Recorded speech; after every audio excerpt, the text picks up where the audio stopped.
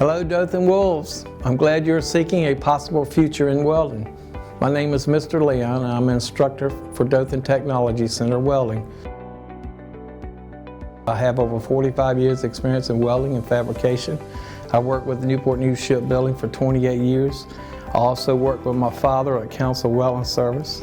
I worked at Langley Research Center doing welding and fabrication for 9 years before moving to Wallace Community College to teach welding at a college level. I'm excited to be here shaping the future of future welders at the high school level. During my courses, you will be tasked with learning numerous types of welding. You will learn the differences in skills attached to stick, MIG and flux core welding, TIG welding, oxy-fuel cutting, track torch cutting, and plasma arc cutting.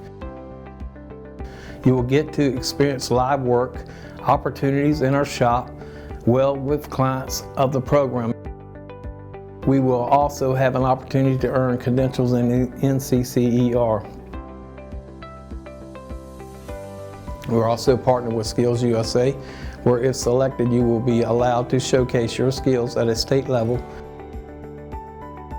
I look forward to meeting each of you and hope you are planning to be part of the welding program. Go Wolves!